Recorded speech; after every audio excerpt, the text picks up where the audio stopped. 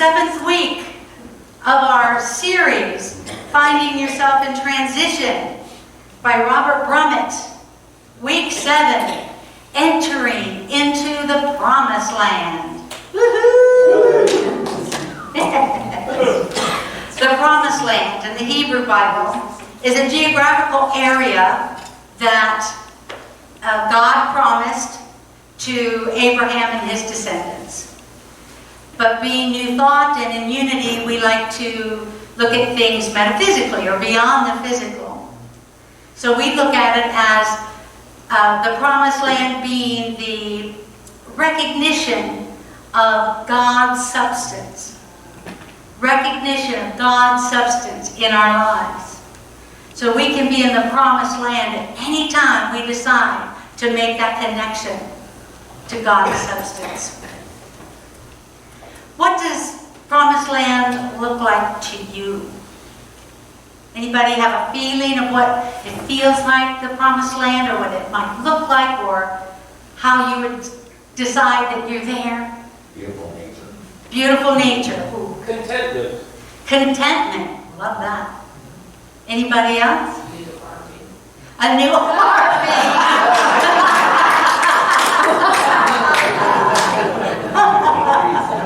Too funny. New RV. Yeah. Peace of mind. Pardon? Peace of mind. Peace of mind. Peace of mind. Thank you. Thank you. Thank you. Peace of mind. Yes, yes, yes. In the new RV.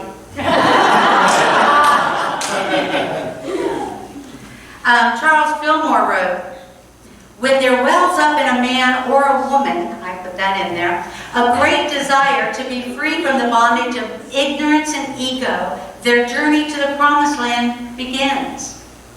Anytime you have a great desire to connect to God, your journey to the Promised Land begins.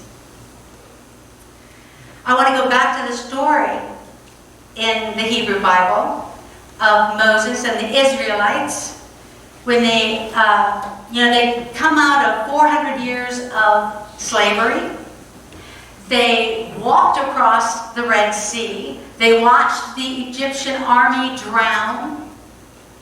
They wandered in the wilderness every day, receiving everything that they needed. Every single day. They needed food, they got manna. If they needed water, it came from a rock. God promised them and took care of them every single day through that entire journey. Right? So a few days after God gives them His promises and His laws that include the 10 Commandments, they are on the shoreline across from the Promised Land. And Moses and Aaron, they get 12 people, one of the top guys in each of the 12 tribes, gets them all together and he says, "Listen, I want you to go across, check out the Promised Land. Because this land's supposed to be flowing with milk and honey. We're supposed to be able to just take possession of it. We're supposed to go be able to do that. I want you guys to be my spies, more or less, and go over there and check it out. Check it out really well. Because I want to know if God's telling the truth. Let me know, are the people over there big or small? Are they strong or weak? Are their cities fortified? I mean, what are we up against? Go check it out for us. And by the way, bring back evidence. Anybody relate to that at all when you're talking to God?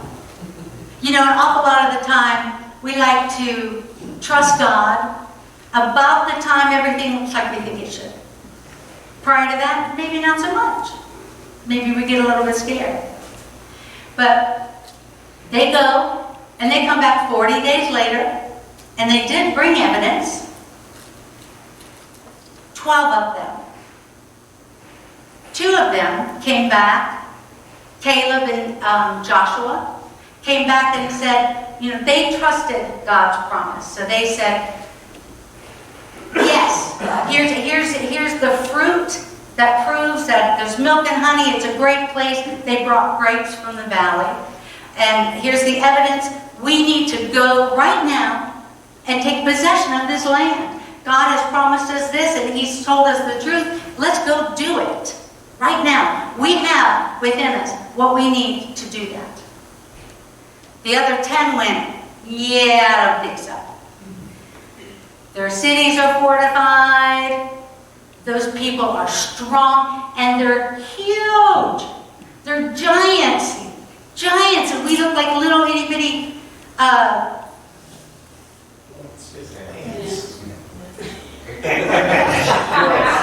grasshoppers. Thank you.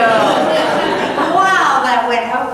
Pick anything small, but the Bible actually says grasshoppers. They look like they felt like they were little grasshoppers next to these giant people, and they're like, no way, we can't do that. They're way too big. We don't have what it takes. So we've got 10 of them saying, not a chance. We're hanging right here. And that negativity or that lack, that doubt of God spread through the tribes like wildfire. What a great lesson for us, right? I mean, these are 12 guys. They all went to the same place. They all saw the same thing. But they came back with very different stories. How many times have you seen that happen? Only about 1 million times. Oh, there's my exaggeration again. A lot. A lot. Sometimes it surprises me to be sitting across the table from somebody that I just went and did something with, and when I really start to talk to them about what we experienced, it's almost like were we even in the same place? It's amazing how that happens. And I bet if you guys feel more like the 10 and you're a little bit small, you feel like you might look like a grasshopper in front of a giant. Really, all you need to do is trust. Trust God. You know, those tribes completely forgot that God had taken care of them every single day for all those years. Completely forgot about it. And suddenly they weren't going to go do what they came there for. Interesting, right?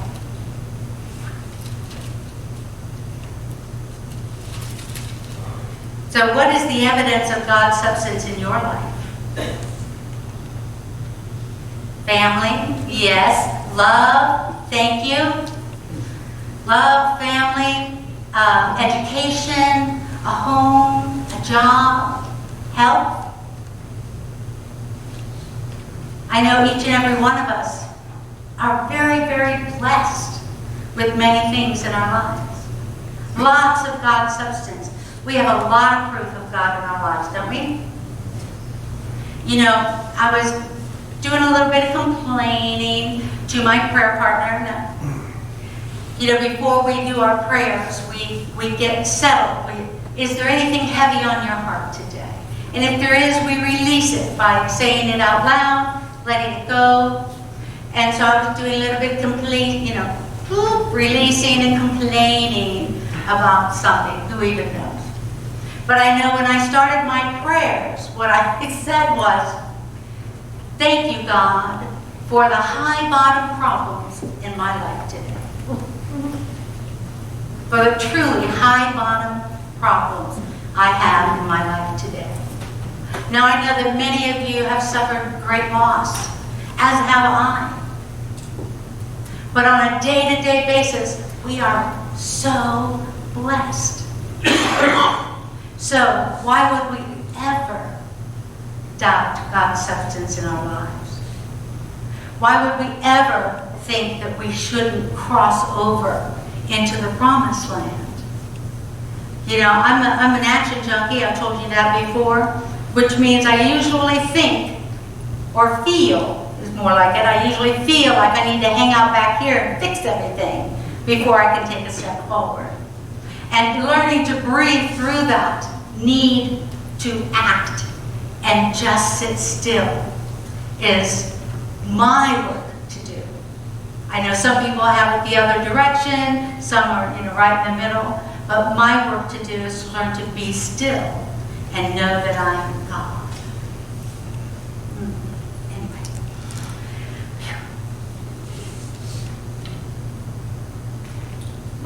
that in here for you.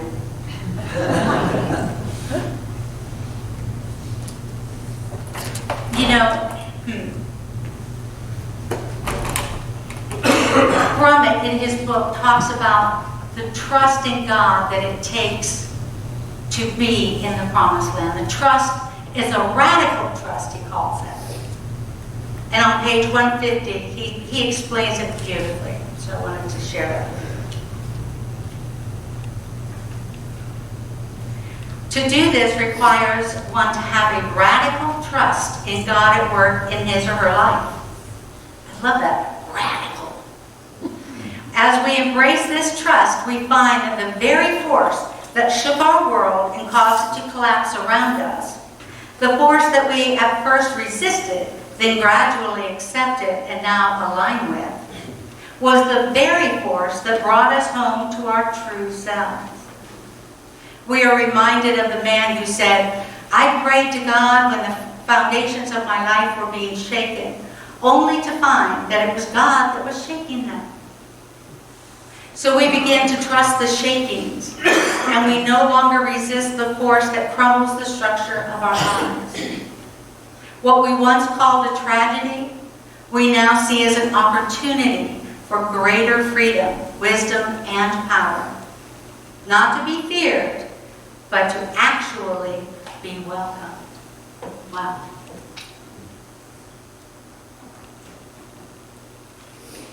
And I'm not saying that to say that I believe God gives us lessons or tries to teach us things through doing things to us. I don't believe that that's so. But I know that there comes a point in spiritual growth where believing isn't enough anymore. You have to grow beyond the idea of, oh, I believe this is true, I believe this is true. You have to reach a point where you know it's true. You know the difference between I believe something and I know it for a fact?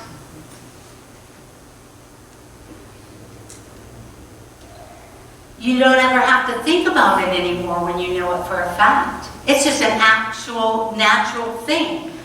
I know that God is always working on my behalf. I know that through the universal source of all life, I have everything I could ever possibly need in any given time. And that if I can stay out of worrying about tomorrow and regretting yesterday, man, I got it. Because all is well at this moment. I know for a fact that everything is as it should be.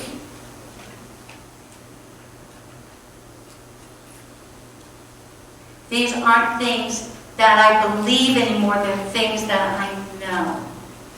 And I think that's the radical trust that happens in our spiritual growth. And I'm not the one that, Moses saw the burning bush. I'm not the burning bush type. I'm the educational variety. I see it in hindsight. I recognize it later. Oh, you know what? I got that one. I understand that one. That one I got. No burning bush. It just kind of creeps up on me. A little bit at a time.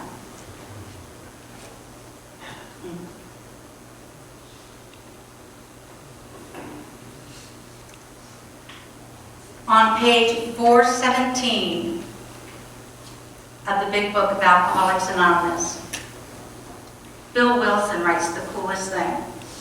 He talks about acceptance.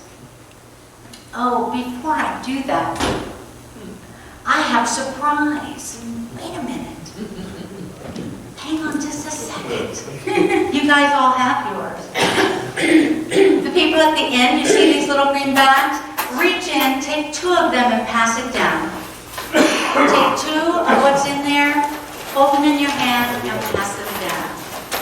Yay. Yay.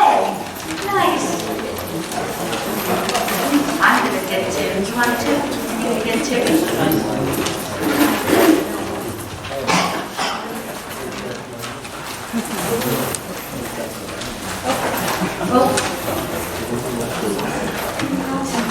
I just want you to hold them in your hand. Just hang out with them for a little bit. You know how much change you can find in your car? A lot. You just changed your car yesterday? 3 cars, actually. And I did wash them all, so you don't have to worry. But isn't that funny? We are so prosperous. There's at least $20 in dimes. In 3 cars, just dimes. Anyway. So acceptance is part of trusting, right? That idea of not resisting what's happening. If you, the kids have their own little set of Unity's 5 principles, and their 3rd one says, what you resist persists. And my buddy Matthew in chapter 5, he says, resist not evil. Don't fight against it. Don't turn away from somebody who's asking you for something.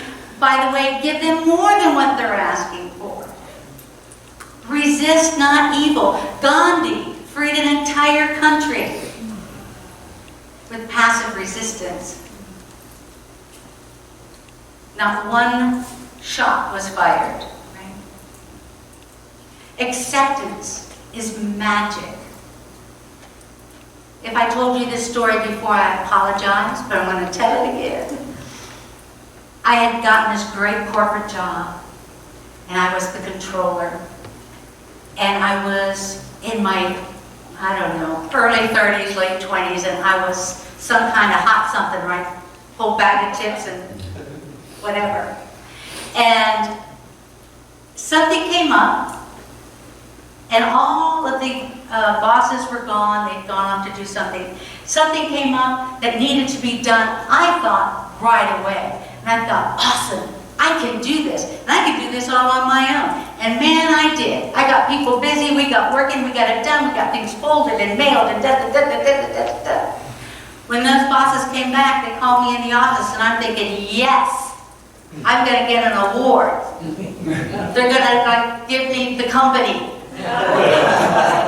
I did. I really thought that. And I went in, and they didn't give me the company. They said, it was none of your business to be doing that. What were you thinking? Raked me over the coals, called me to the carpet. What are all the other expressions? And in that moment, something came over me, and I said, resist not evil. And I looked at him and I said, you know what? You are absolutely correct. I really didn't. And I apologize. Magic. There was absolutely nothing that could be said after that other than, well, okay, don't do it again, go back to your office. That was it. And I was like, wow, this stuff really works. Acceptance really works. Magic. So on page 417, in the book Alcoholics Anonymous, Bill Wilson writes the coolest thing about acceptance.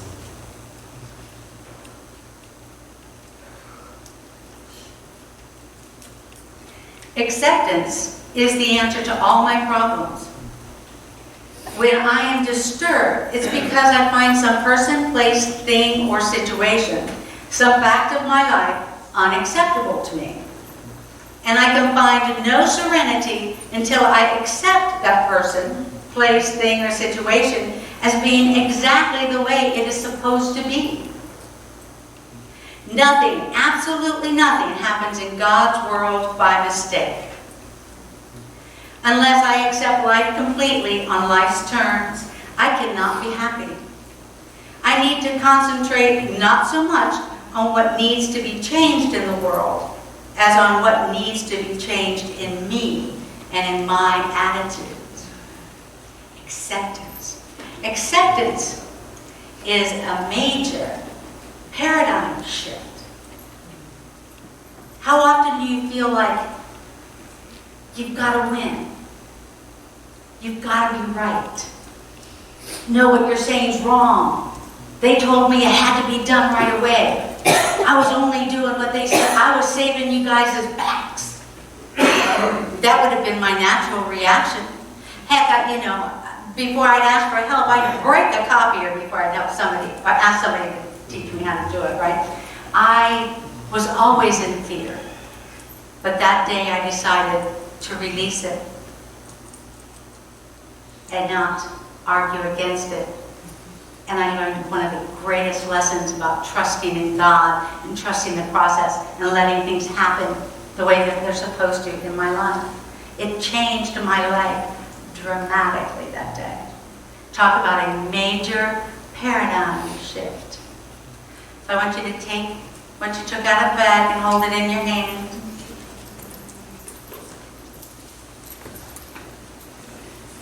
Now move it over into the other hand.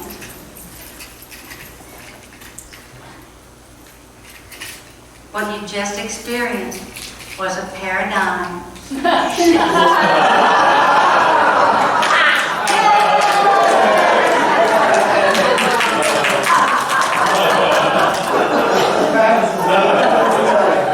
Now, you're welcome to carry these around in your pocket to remind you that you may not always be looking at things the way that you want to be looking at them.